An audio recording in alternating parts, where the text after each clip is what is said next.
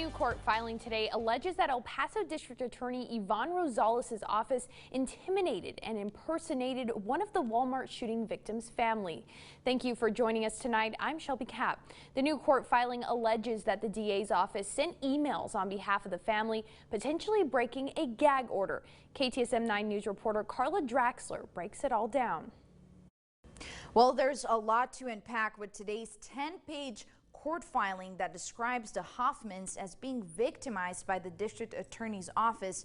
To put it in perspective, on July 1st, Judge Sam Medrano put in a gag order on the Walmart case, which means no one was allowed to speak of it, not attorneys or witnesses. Then on August 4th, KTSM, along with other local media outlets, received a series of emails. The first one appeared to come from Rosa Maria Valdez's email.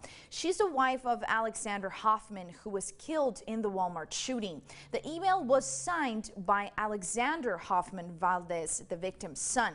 Now, the email talks about Amanda Enriquez, the former assistant district attorney working on the Walmart case. The email calls her, quote, unprofessional, inadequate, and cold, saying she violated the gag order because she went on a local TV station to publicly speak of the Walmart case. However, she was no longer a part of the case, so the gag order did not apply. After these emails, Judge Sam Medrano called for a hearing to determine who was behind them.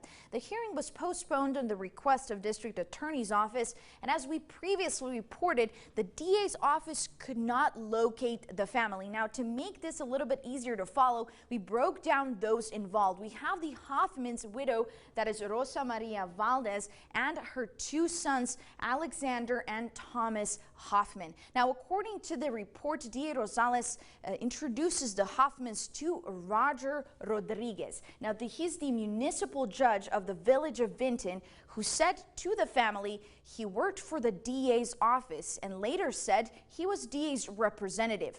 The Hoffmans claimed that the emails were sent by Rodriguez's wife, Ann Rodriguez, right here, alleging that she used Valdez's phone.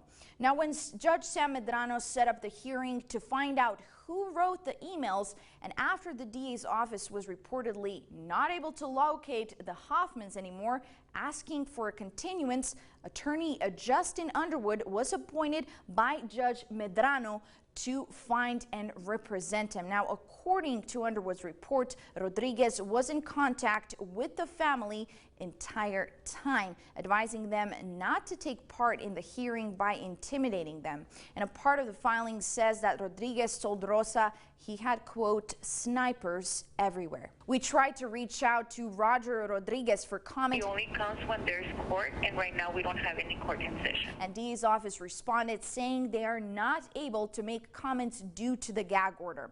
This is just a glimpse of what the report contained, and for the entire document and transcribed conversations between Rodriguez and the Hoffmans, visit KTSM.com. In studio, I'm Carla Draxler. Back to you. Thank you, Carla. And the emails that were sent to media outlets in August will be at the center of an October 11th hearing to determine if the gag order was violated.